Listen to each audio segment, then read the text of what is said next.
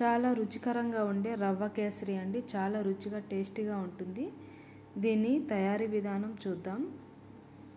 1 table spoon నెయ్యి వేసుకొని కడాయిలో జీడిపప్పులు వేయించుకోవాలి. ఇందులో బాదం పప్పులు కూడా వేయించుకోవచ్చు, కిస్మిస్ వేయించుకోవచ్చు. నేను ఓన్లీ జీడిపప్పులు వేయించుకుంటున్నాను. వేగిన తర్వాత సైడ్గా ప్లేట్లో పెట్టుకోవాలి. ఇందులోనే 2 స్పూన్స్ నెయ్యి వేసుకోవాలి. 1 కప్పు నేను రవ్వ తీసుకుంటున్నాను. రవ్వ వేసుకొని సిమ్లో పెట్టుకొని మాడిపోకుండా దోరగా వేయించుకోవాలి.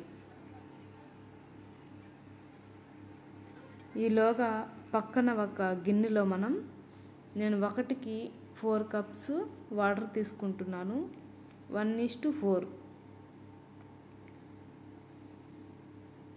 4 కప్పుల వాటరు బాయిల్ చేసుకోవాలి.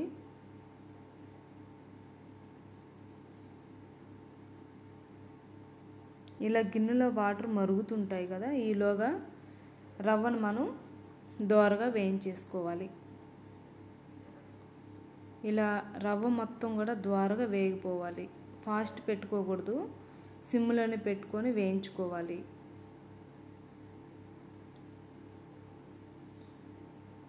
ఇలా బాగా వేగిన తర్వాత ఈ యొక్క బాయిల్ వాటర్ వేసుకుంటూ కలుపుకోవాలి. ఇలా స్లోగా కొద్దిగా పోసుకుంటూ మొత్తం కూడా పోసుకొని కలుపుకోవాలి.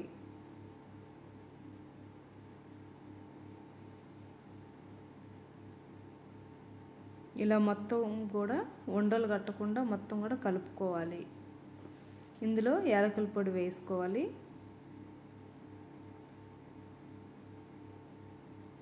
2 యాలకులు వేసాను అన్నమాట. షుగరు 1.5 వేస్తున్నాను.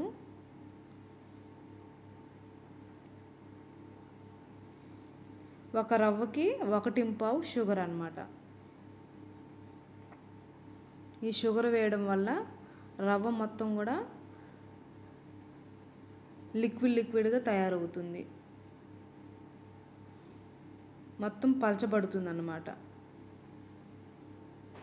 ఇలా ఉండలు కట్టకుండా మొత్తం కూడా కలుపుకోవాలి.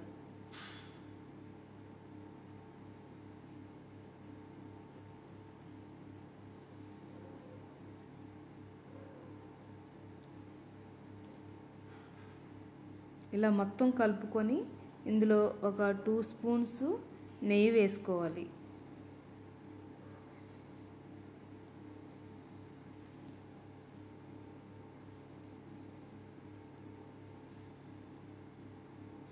ఇందులో కలర్ కోసం ఫుడ్ కలర్ వేసుకోవచ్చు, కానీ నేను వేయట్లేదన్నమాట.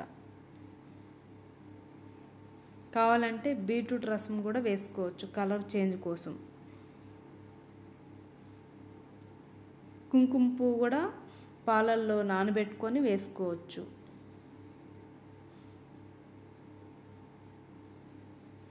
ఇలా మొత్తం కూడా మంచిగా కలుపుకోవాలి.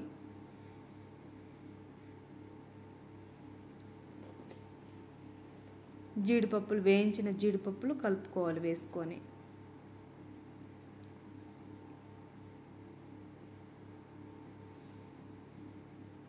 ఇది బాగా కలుపుతున్నప్పుడు కడాయికి అంటకుండా బబుల్స్ అనేవి వస్తాయి.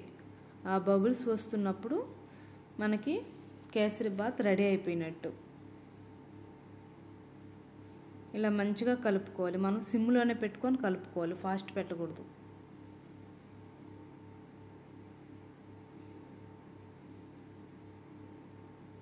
ఇలా బబుల్స్ వస్తున్నాయి కదండి, ఇలా కలుపుకుంటూ ఉండాలి. అంతే అండి, చాలా ఈజీ ప్రాసెస్సే.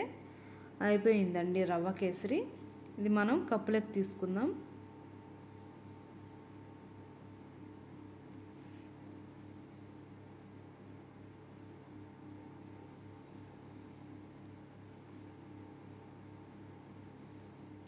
ఇలా కప్పులోకి తీసుకొని గార్నిష్ చేసుకోవాలి.